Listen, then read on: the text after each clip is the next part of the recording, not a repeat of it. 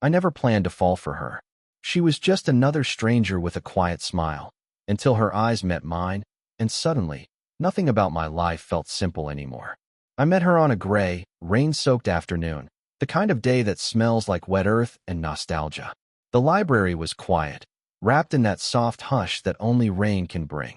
I was shelving returned books, half listening to the rhythm of droplets tapping the windows, when the door opened and she stepped in.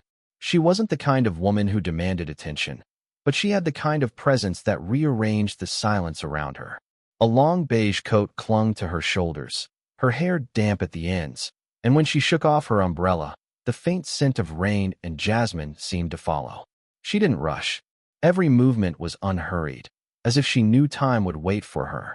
When she finally looked my way, I forgot what I was supposed to be doing. Her eyes were the kind you don't just see, you feel. Deep, steady, and quietly observant.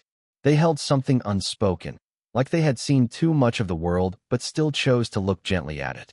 She smiled politely, the kind of smile that barely lifts the lips but changes everything about a face.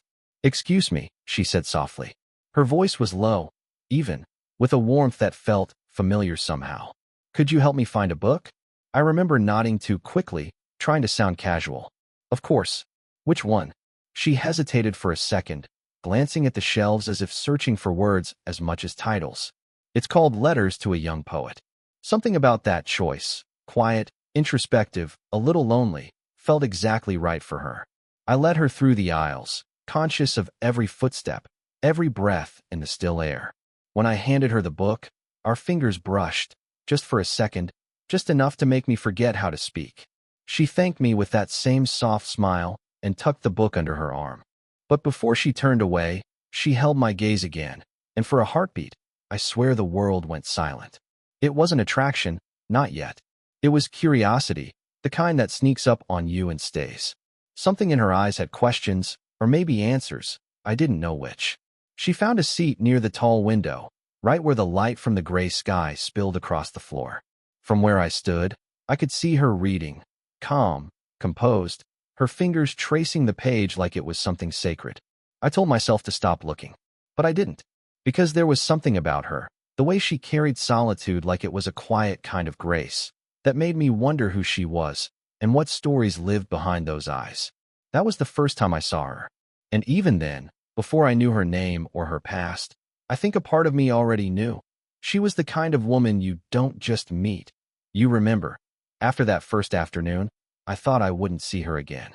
But she came back, 2 days later, then again the next week. Always around the same time, when the light through the tall windows turned gold and the world outside seemed to slow down. At first, our conversations were simple, polite exchanges over book recommendations, author names, the occasional joke about how quiet the place could get. But there was something about the way she spoke, calm, deliberate, almost musical. Every word sounded like she'd already thought about it before saying it. And when she laughed, which wasn't often, it was soft, unguarded, and short-lived, as if she wasn't used to letting it escape. I started noticing the little things. How she'd tuck a strand of hair behind her ear when she read. How her fingertips lingered on the spine of a book before opening it. How, sometimes, she'd pause mid-sentence and look away, not because she was shy, but because she was thinking. She'd thank me for the smallest things, finding a title, holding a door, remembering her favorite author.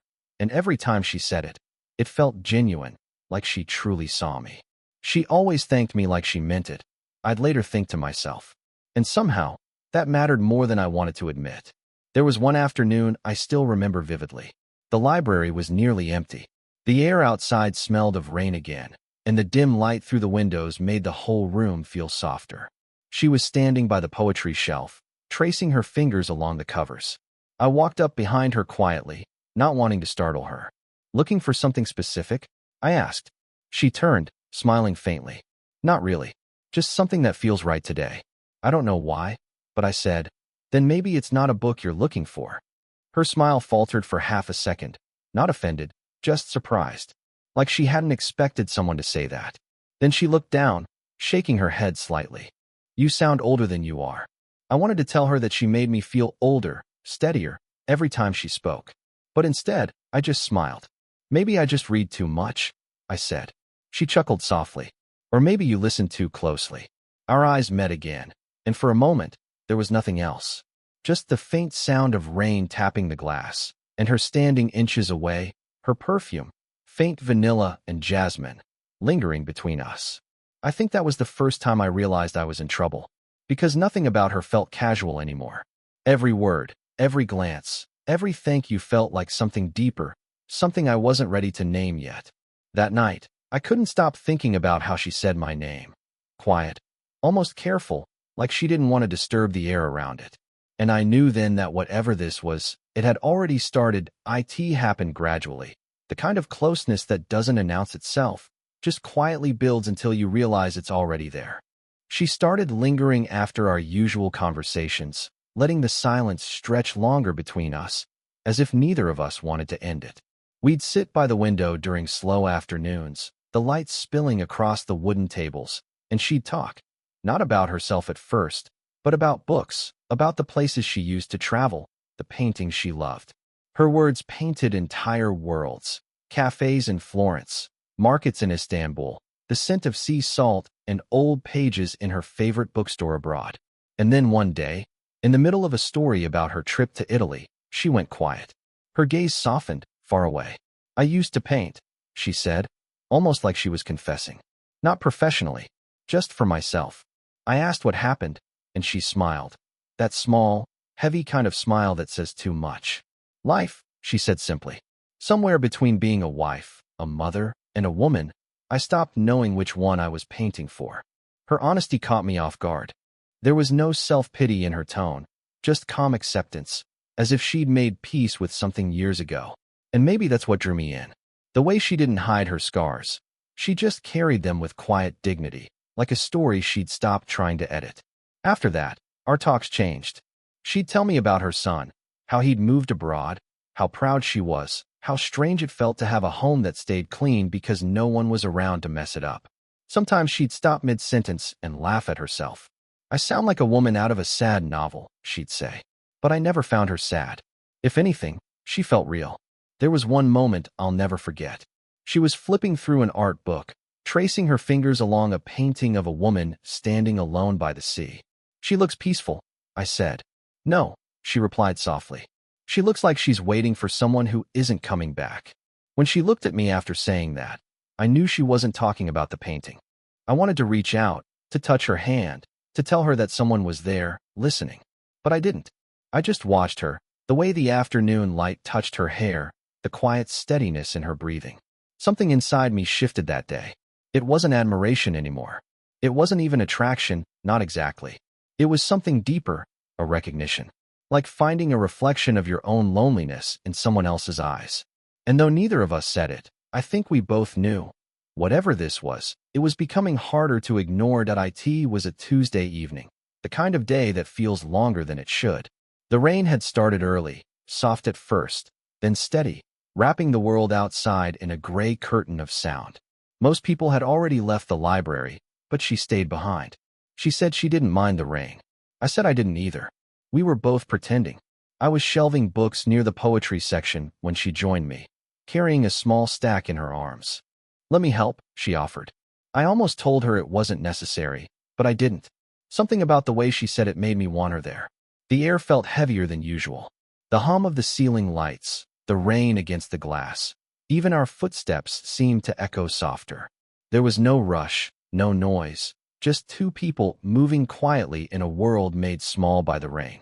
I remember watching her reach for a higher shelf, stretching slightly, her fingertips just missing the edge. Instinctively, I stepped forward, steadying the small ladder beside her. "Careful," I said. She glanced down at me with a half-smile. "You think I can't handle a few steps?" "Maybe I just don't trust ladders," I replied. She laughed, softly, sincerely, and the sound warmed the space between us. When she climbed down, our shoulders brushed. It should have meant nothing, but it didn't. The contact lingered, her warmth, her perfume, the quiet electricity of closeness. For a second, neither of us moved. I could feel her breathing, slow and controlled, the kind of steady rhythm people keep when they're trying not to react. I looked at her, really looked, and saw something different in her eyes that night. Not distance, not calm, but something like hesitation wrapped in longing. "You always stay late," she said, her voice low. "Only when someone gives me a reason to." I replied before I could stop myself. Her lips parted slightly, maybe to respond, maybe to breathe. But instead of speaking, she looked away, brushing a strand of hair behind her ear. "You shouldn't say things like that," she murmured. "I didn't mean to," I said, but we both knew I did. The clock above the front desk ticked softly. Outside, the rain showed no sign of stopping. She turned back to me, her expression unreadable. "You're kind," she said after a moment, her tone softer than before. "Too kind, maybe." And for the briefest heartbeat, I thought she might reach for my hand. But she didn't. She just smiled, that same quiet, beautiful, restrained smile, and stepped back. "I should go," she said. I nodded, but neither of us moved. When she finally walked away, the scent of her perfume lingered in the air, faint, delicate, and impossibly familiar.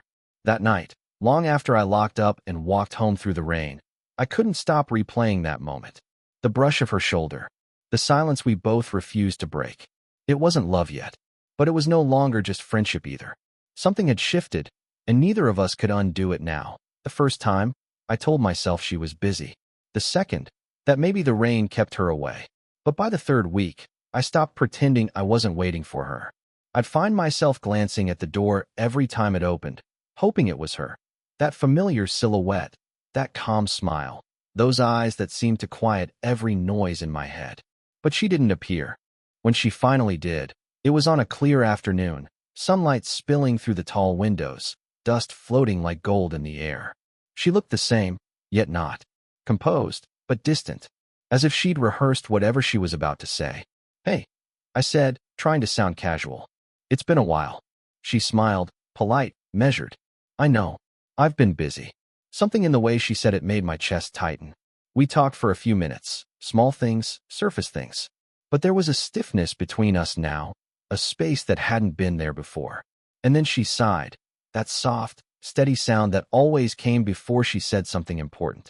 "I think it's better if we stop talking for a while," she said gently. The words landed quietly, but they hit like a punch I didn't see coming. "Did I do something wrong?" I asked. She shook her head immediately. "No, you've done everything right. That's the problem." Her eyes found mine, kind but resolute. "You're young. You have your whole life ahead of you. People notice things, you know. They start talking. I don't want that for you." I wanted to tell her that I didn't care. That people always talk, but they don't know what we have. But she looked at me in that calm, heartbreaking way, and I knew words wouldn't change her mind. "Do you really care what they say?" I asked quietly. "No," she said, almost whispering. "But I care about what it might do to you." There was a silence then, the kind that fills every corner of a room and makes even breathing feel too loud. I wanted to reach for her hand, to tell her that what I felt wasn't just infatuation, that it wasn't about age or circumstance, it was about her. But she stepped back slightly, like she knew I might. "I'll still come here," she said, "just not as often. You'll understand one day." And then she left, not hurriedly, not dramatically, just quietly, like someone closing a book they weren't ready to finish. The door shut behind her, and the library felt emptier than it ever had. I stood there, surrounded by stories, realizing I'd somehow become part of one I couldn't control. That night, I walked home through streets that smelled of rain again, replaying her words until they blurred. She said it was better this way. But if it was, why did it hurt so much? I told myself I wouldn't say anything, that I'd respect the space she wanted, that if what we had was real, it would find its way back naturally. But silence has a way of amplifying everything you're trying to suppress. And the longer it went on, the louder it got. So when she finally returned, weeks later, I didn't wait. I couldn't. It was late afternoon. The sky outside was heavy with clouds, and the library was almost empty, that perfect in-between hour when day hesitates before turning to evening. She was standing by the same window she always chose, tracing the rim of her coffee cup absent-mindedly. For a while, I just watched her. She looked peaceful, but not happy. Her shoulders seemed a little heavier, her smile a little slower. And in that moment, I realized, this silence wasn't protecting either of us. It was only hurting in different ways. I walked up slowly, my heart beating hard enough to feel in my throat. She looked up, startled at first, then softened. "I wasn't sure you'd still want to talk to me," she said quietly. I tried not to, I admitted, half smiling. Didn't work. There was a long pause. The kind that feels fragile, like one wrong word could break it completely. I know why you said what you did, I said finally. And maybe you're right. Maybe people would talk. Maybe it wouldn't make sense to anyone else. I took a breath, steady but trembling. But I need you to know, you matter to me. You're not just someone I see once in a while. You're someone I think about when the day's too quiet. When something good happens, and I wish I could tell you first. Her eyes filled before I finished. She didn't look away this time. Don't, she whispered. Please. If you tell me to walk away, I will, I said softly. But I won't forget you. I couldn't, even if I tried. She closed her eyes, exhaling slowly, her hand tightening around the edge of her cup. When she spoke again, her voice broke just slightly. You shouldn't have made me feel young again, she said. That's not fair. Her words hit harder than I expected. I could hear the weight in them, not regret, but fear. Fear of wanting something she'd convinced herself she wasn't allowed to have. So I did the only thing I could. I reached out, gently touching her hand where it rested on the table. She didn't pull away. Her fingers trembled beneath mine, but she didn't move. For a moment, neither of us spoke. The rain outside started again, soft and steady, as if the world was listening too. Finally, she looked up, eyes glistening, voice barely a whisper. You should go, she said. I nodded, even though every part of me wanted to stay. But as I turned to leave, she called my name, quiet, uncertain, and when I looked back, she wasn't smiling. She just looked at me with those same searching eyes that had started it all. And in that silence, I knew something between us had changed forever. The next morning, the rain had stopped. The streets outside glistened under a pale sun, and the world looked freshly washed, like it had been given a second chance. But inside me, something still felt unfinished. I went to the library as usual, though I knew she wouldn't be there. She rarely came 2 days in a row anymore. Still, I found myself sitting by the window where she used to read.